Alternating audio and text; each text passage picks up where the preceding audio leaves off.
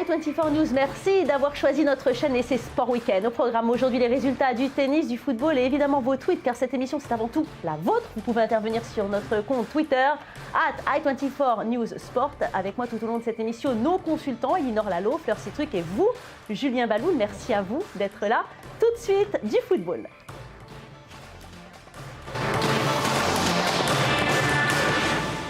Et je vous propose donc d'ouvrir cette édition par une page football avec un match qui a eu lieu à une soixantaine de kilomètres de nos studios. L'Uruguay, appelée la Céleste, l'équipe du grand Cavani qui joue au Paris Saint-Germain, se déplaçait à Amman pour affronter la Jordanie. Et bien près de 600 Israéliens, figurez-vous, d'origine uruguayenne, ont assisté à cette rencontre du jamais vu depuis l'ouverture de la frontière entre Israël et le royaume hachémite. Un match remporté par l'Uruguay, 5-0, mais une aventure haute à couleur que vous avez suivie.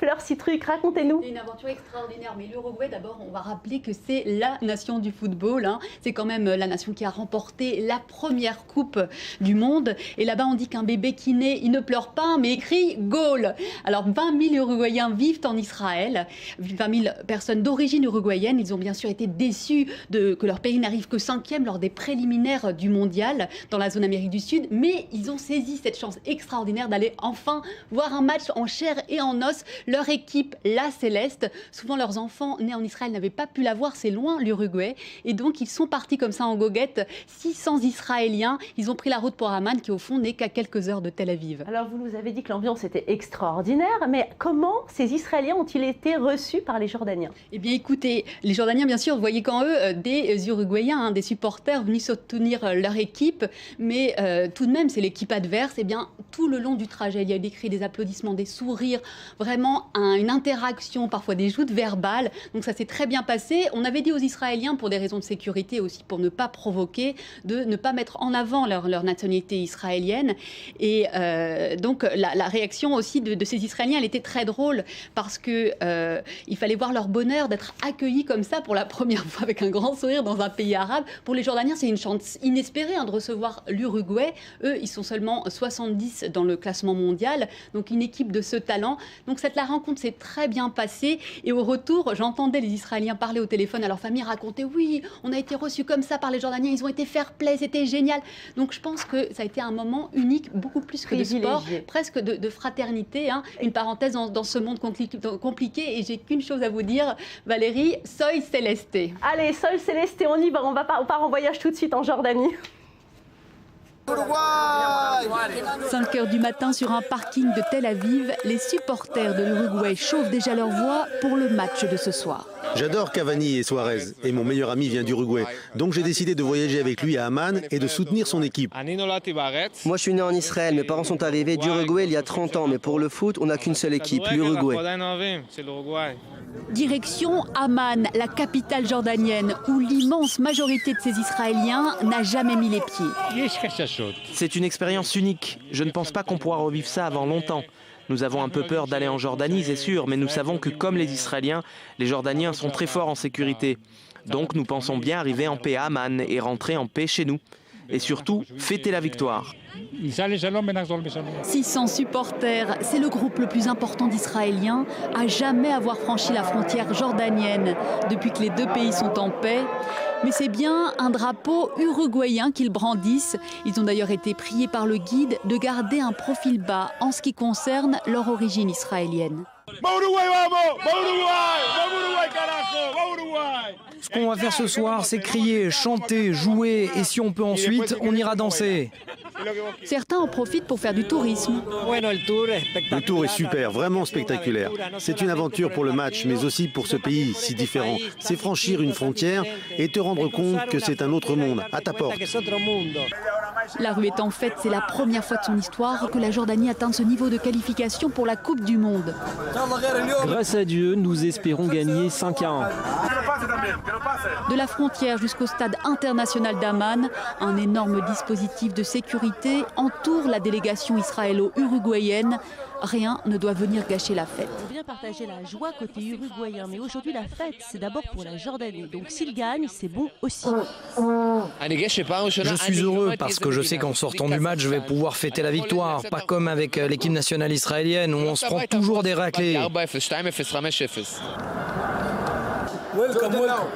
Jordan now, Uruguay 2.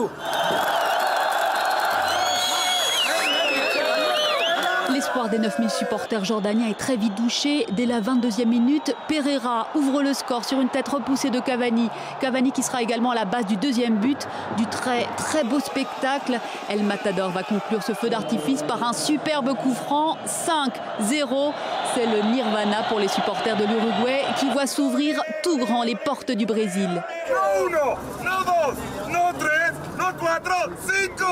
Nous en Uruguay, à la place d'avoir des globules rouges, on a des ballons de foot dans le sang. Côté jordanien, on salue la beauté du style malgré la défaite. L'Uruguay est une équipe incroyable, très forte, impossible de les rabaisser. Ils ont super bien joué, un vrai esprit d'équipe. Ils ont apporté de la joie aux Jordaniens et à tous les Arabes dans le monde. Ça ne surprendrait personne que l'Uruguay soit championne du monde. Nos 3 jeunes étudiants israéliens, eux, choisissent de fêter la victoire en goûtant à la nuit jordanienne. Tu as aimé le match? Oui. Les Jordaniens ont été super, des gens géniaux. Ils nous ont souri, salué, fait des signes. On les adore. Les Jordaniens sont super. Vous devez savoir que même après avoir perdu 5-0, ils sont venus nous applaudir à la sortie du match avec de grands sourires. Nous avons beaucoup apprécié. On adore la Jordanie.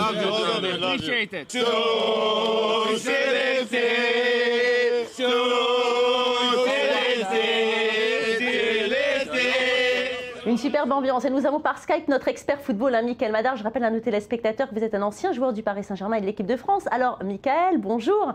Qu'avez-vous pensé de ce match? Bon, c'était un peu déséquilibré sur le papier. On a quand même une grosse équipe d'Uruguay contre une équipe jordanienne qui est un peu, on va dire, dans les bas-fonds des classements UEFA. Donc, non, un beau match, bon, dominé par l'Uruguay, bien sûr. C'est bien qu'on voit l'Uruguay à la prochaine Coupe du Monde. Maintenant, j'écoutais un peu ce reportage. Je trouve quand même un peu dommage que tous ces Israéliens d'origine uruguayenne ne peuvent aller en Jordanie, mais sans pour autant revendiquer leur nationalité. Je trouve quand même vraiment dommage. Ça reste du sport, même si c'est en Jordanie. Voilà, c'est le petit moins de ce reportage, quoi, honnêtement. Alors, je suppose qu'avec un match comme celui-là, la twittosphère a dû chauffer. Julien Baloul, quelles sont les réactions des internautes? Je suppose qu'il y en a beaucoup, notamment la réaction de Michael que l'on vient d'entendre. Oui, il y a énormément de réactions sur ce match. En fait, ce match, vous l'avez dit, l'Ukraine a gagné, l'Uruguay a gagné, pardon. Ça commence par un... L'Uruguay a gagné. Je sais que vous êtes supporter de l'équipe de France. Je suis désolé. Et que vous n'avez pas dormi parce qu'ils ont perdu. Traumatisé. Donc, je dis, la Jordanie a perdu, mais ce match a tout de même fait la fierté du pays. Vous allez le voir, il y a eu plusieurs banderoles assez drôles dans le stade. Vous allez voir avec ce premier tweet, Valérie, qui va apparaître à l'écran. Le voici. Suarez don't bite Al Nashama. Alors pourquoi? Suarez, c'est un joueur du Chelsea uruguayen qui avait mordu l'attaquant pardon, l'Italie au Liverpool. Il avait mordu l'attaquant du Chelsea et il lui demandait donc de ne pas s'en prendre à l'équipe Al Nashama. Vous savez ce que c'est Al Nashama, Valérie? Ça c'est la lame, non? C'est pas ça? C'est de l'arabe cette fois-ci, c'est pas de l'hébreu. C'est le surnom, le petit surnom affectueux de l'équipe jordanienne. Ça veut dire les bons gentlemen. Donc, il lui demandait de ne pas s'en prendre à l'équipe de Jordanie. Bon, ça n'a pas marché vu qu'ils ont perdu. Et enfin, on va poursuivre avec cette ambiance dans tout le Moyen-Orient sur ces tweets. Vous allez voir à l'écran de quoi est-ce que parle le Moyen-Orient. Eh bien, de Nashama, Nashama, Nashama, Nashama, dans toutes les langues, en anglais, en arabe, dans tout le Moyen-Orient. Je dis, ce match a fait vibrer le Moyen-Orient. Pour eux, c'était très important, même s'ils n'ont pas gagné. Alors, dans la zone Afrique, le Nigeria s'impose 2-0 sur l'Éthiopie au match retour. À l'aller, ils avaient déjà gagné 2-1. Les Super Eagles iront donc au Brésil. Même chose pour la Côte d'Ivoire qui fait match nul au Sénégal. À l'aller, les éléphants l'avaient emporté 3-1. On se demande qui de Ronaldo Ibrahimovic ira à la Coupe du Monde. En tout cas, on sait que Drogba en sera. Et le Cameroun se qualifie contre la Tunisie. Les Lions indomptables s'imposent 4-1 à Yaoundé. Au match aller, les deux équipes s'étaient séparées sur un match nul et vierge, 0 partout. Mardi auront lieu les deux derniers matchs de la zone Afrique. Mission quasi impossible pour l'Égypte qui a perdu 6-1 au match aller, alors que l'Algérie devra retourner la situation. Les Fennecs avaient perdu 3-2 à l'aller. Alors nous sommes toujours en ligne par Skype avec Michael Madar. Alors Michael, Drogba et Eto'o seront bien à la Coupe du Monde. C'est une bonne nouvelle pour eux. Ah, c'est une très bonne nouvelle, même pour le football mondial surtout, oui.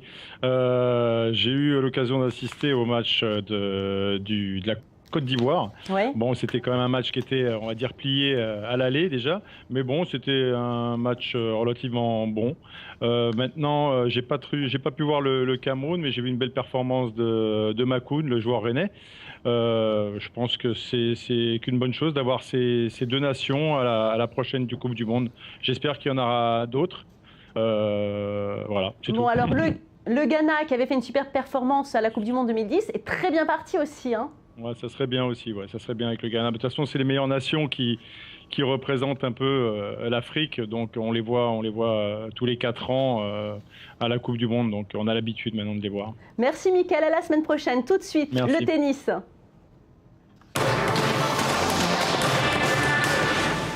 Et je vous propose de passer au tennis avec la finale de la Coupe Davis. 2 absents de marque côté serbe ont permis à la République tchèque de mener 2-1. Elinor Lalo, racontez-nous le scénario du match. Alors vous l'avez dit Valérie, ce week-end se jouait la finale de la Coupe Davis. C'était la République tchèque tenant du titre face à la Serbie qui a elle gagné la Coupe en 2010. Alors les Serbes ont dû faire sans 2 de leurs grands joueurs, vous l'avez dit. D'abord Viktor Trojki suspendu pour dopage et Janko Tsiparevic qui lui est blessé et a dû se retirer de la finale vendredi matin.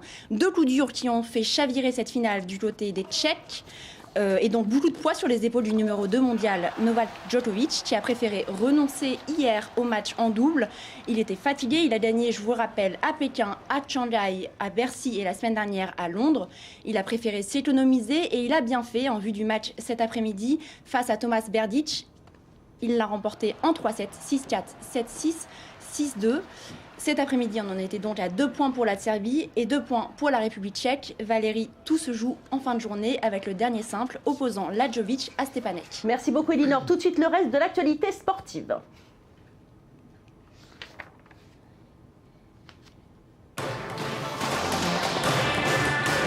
Et voilà ce qu'il ne fallait pas rater dans le reste de l'actualité. On commence par une bien triste nouvelle. On part au Mexique où le pilote américain Kurt Caselli a trouvé la mort lors de la Baja 1000, une course d'endurance sur les pistes désertiques de Basse-Californie au Mexique. Caselli, 27 ans, est décédé des suites de ses blessures consécutives à une grosse chute. Florian Amodo s'éloigne des Jeux Olympiques de Sochi après avoir réalisé une très mauvaise prestation. Trophée Bompard, il arrive 7e. Le favori, c'est bien et bien le Canadien Patrick Chan qui réalise des exploits. Il a réalisé un nouveau record mondial de points. Enfin, l'Agence mondiale antidopage a eu un nouveau président. Il s'agit du Britannique Craig Reddy, âgé de 72 ans. L'organisation internationale a par ailleurs approuvé vendredi un nouveau code mondial afin de lutter contre ce fléau dans le sport. Les athlètes qui seront contrôlés positifs au test antidopage encourront des sanctions beaucoup plus sévères qu'auparavant. Et on termine par Michael Phelps, vous le reconnaissez sur les images, qui a fait son retour dans le programme antidopage américain. Certains y voient là le signe d'un retour annoncé du sportif pour les JO de Rio en 2016. Alors, Julien, Michael Phelps qui revient peut-être, ça fait réagir les internautes évidemment. Ça fait réagir surtout Mike Gustafson, pardon pour l'accent américain encore une fois. Vous allez voir à l'écran, c'est un ancien nageur américain et lui, il n'attend que ça. Il veut même le retour de Michael Phelps en cadeau de Noël. Vous allez voir ce tweet à l'écran, vous allez comprendre de quoi je parle dès que ça va apparaître. Voilà, All I want for Christmas is Michael Phelps, come back. Très beau cadeau de Noël, c'est vrai que c'est un très grand champion. Exactement, et c'est un peu caché, mais ça a été retweeté des centaines de fois ce message. Et il a posté ensuite un second tweet, vous allez voir toujours dans le même ton, où là, il dit en fait que tout ce qu'il espère, c'est que ce suspense cesse et que juste Michael Phelps annonce son retour et qu'on en termine avec ce suspense interminable. Ah ben c'est vrai que dès qu'il va annoncer son retour, là, la presse va s'en donner à cœur joie. Ça me fait penser à un ancien président de la République française, que vous dites, mais on verra bien ce qu'il se passera. Allez, c'est la fin de cette émission. Merci à vous tous de nous avoir suivis. Merci à tous. On se retrouve demain. Bon pied, bon oeil pour de nouvelles aventures sportives. Que le temps passe vite en votre compagnie. Restez avec nous. L'info continue sur i24 News.